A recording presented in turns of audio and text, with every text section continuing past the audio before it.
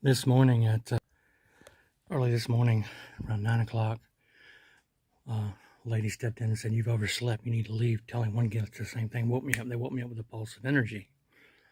Okay, brought me out of sleep delta into theta state where their technology is most effective. And then they repeated the pattern again. The bed next to them. And I went back to sleep, and pulse of energy woke me up precisely at the simultaneous moment the situational and conversational scenario was developing. The lady came back in and said to the next one, "You need to leave now. Your time is up." So they create patterns in order for their technology to work properly. They need to drop the victim into theta state, 4 to 7 hertz theta. That's where their technology is most effective.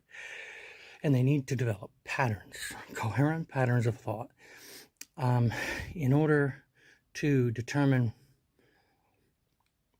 the system needs to develop responses from the emotional responses, intellectual responses, etc., from the victim, which can then be verified and integrated back into R&M data. The way that is achieved is they provoke the victim into what are called response statistics. The same responses over and over to determine coherent patterns of thoughts.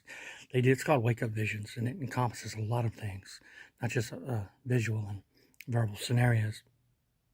But what does unfold is the responses of the victim are developed into what are called response statistics, and then from that statistical data, a coherent pattern of thought is then determined, identified, developed, and then integrated back in R&M data.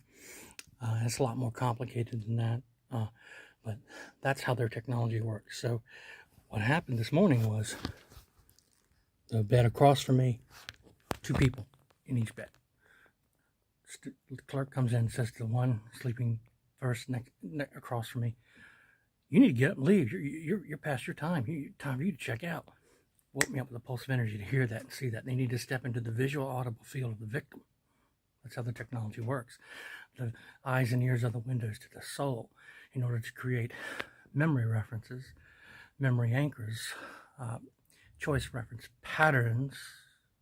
Okay, they need to step constantly into the visual audible field of the victim. They have to run the victim through what's called a verification routine. Without the victim's response to their specific stimuli, whatever scenario it may be, the integration completion between the victim's brain and the supercomputer is hindered. And without the victim's response to their specific stimuli, like you just witnessed, like I'm explaining to you now, the verification process breaks apart and mind control technologies of the CIA and the Department of Defense fail. Now, it's much more complicated than that. That's the long and short of it. So again, after that scenario, visual and verbal scenario, situational, conversational scenario developed, the lady stepped out and then came right back in a few minutes later and did the same thing with the person sleeping next to him. Both of them are right across from me and stepping into my visual verbal field with this situational, conversational scenario. Oh, you're just being paranoid. No, you don't understand the technology. You don't understand the technology. You're ignorant of the technology. They're creating choice reference patterns. Choice references, what are those? Well, it's not really a choice reference, is it, if the victim is forced into the situational or conversational scenario? But again, what they're doing is they're establishing memory reference points. Let's bring it to it's December